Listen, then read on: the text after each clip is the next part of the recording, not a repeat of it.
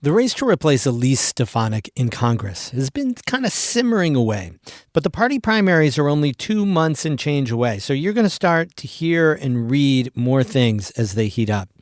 The GOP side has already been feisty, with Assemblyman Robert Smullen and Sticker Mule CEO Anthony Constantino slinging mud over everything from tax fraud charges, Smullen, to printing up swag for anti-Trump clients, Constantino.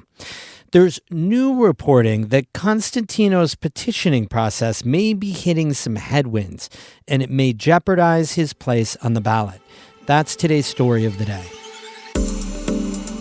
Support for Story of the Day comes from Morja Wealth Management, serving the North Country for 3 generations. MorjaWM.com. Securities offered through Hightower Securities, LLC, member FINRA, SIPC.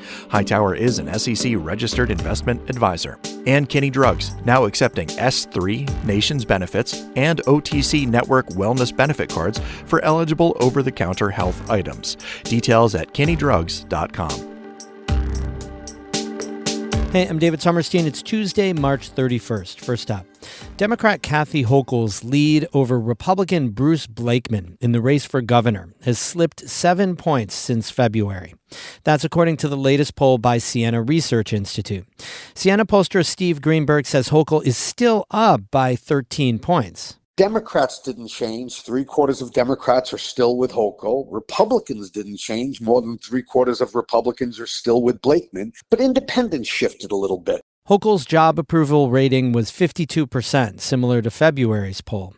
The poll also found a majority of New Yorkers support proof of citizenship for voter registration and mandatory photo ID when casting a ballot. Beth Adams with the New York Public News Network has more. Mandatory proof of citizenship and voter ID was supported by 54% of the poll's respondents. But Siena pollster Steve Greenberg says there is a significant partisan divide on the issue.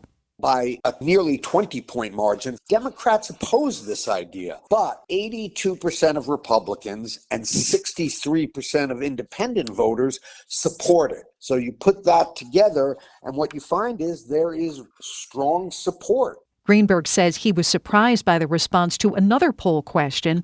It asked voters if action should be taken against journalists who publish information that is critical of the president or the president's policies. 40% of Republicans said yes, but they were not alone in their approval of the idea. 1 out of every 5 Democrats, 1 out of every 5 independent voters in the state say it's okay to go after the media if they are critical of the president. The poll also showed voters across the political spectrum are in favor of congressional approval before a president can start a war. I'm Beth Adams for the New York Public News Network.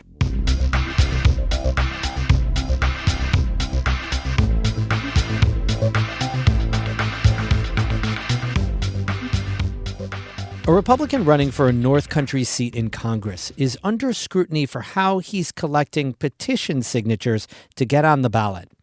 Anthony Constantino, the CEO of Sticker Mule, based in Amsterdam, is planning to run against Assemblyman Robert Smullen in the Republican primary in June for the seat currently held by Republican Elise Stefanik.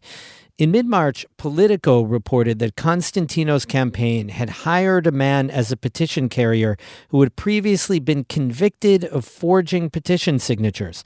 Constantino fired that man shortly after. But last week, the Malone Telegram and the Watertown Daily Times reported that Constantino's campaign has been obtaining signatures in ways that could render them invalid. They could even keep Constantino off the ballot.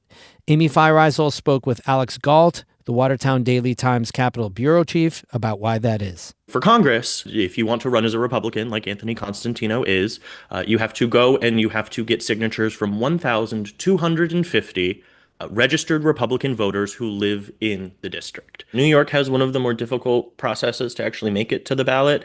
And campaigns spend a significant amount of time and not so much money oftentimes because they're working with volunteers, but there's a lot of effort put into this process. The common way is to knock on doors. You have a list of people that you know live in the district, are registered to vote in the district, and are members of the party that you want to appear under.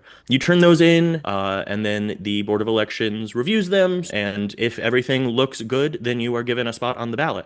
Okay, can you tell me a little bit about how Anthony Constantino's campaign has been going about getting those signatures and why it's a little unusual and potentially even invalidating? He told Politico that he has a petitions manager, essentially, somebody who is running the operation for him. He doesn't have volunteers. He is paying people as much as $30 an hour, which is not abnormal. People do pay petition carriers. And it doesn't appear that he's given specific directions to them to knock on doors. Many of them are.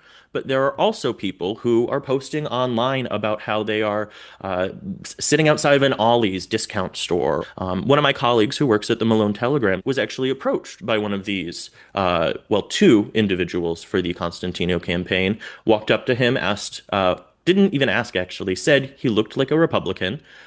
He is not registered to a party, was not eligible to sign that petition, and just walked away. As he walked away, he saw that they had asked someone else behind him to sign the petition. And so why does that sort of raise questions? So firstly, the people who are carrying the petitions have to be either a notary public or they have to be a member of the Republican Party. It's not clear that everybody who is working for the Constantino campaign is either one of those things. What's more significant is that compared to when you're going door to door, you don't know who you're approaching or who is approaching you in a public place. You have no indication of what their name is, what their party registration is, where they live. And when I talk to people who do carry petitions or a Democratic elections commissioner for Onondaga County, what I was told was that campaigns are advised not to conduct their petitioning in that way because it can pose problems down the line once you've submitted these petitions in the objections process. What are those problems down the road once he turns in the signatures? The Board of Elections does essentially a cursory review. Then individuals who live within New York 21 can file objections. They're questioning the validity of whether the person isn't registered to vote, is not a Republican, is not actually a resident of the district, does not live at the address that they wrote on the petition. And then there are also other objections that can rise to the level of allegations of fraud, that somebody signed for someone else, which those can actually be taken to court as well.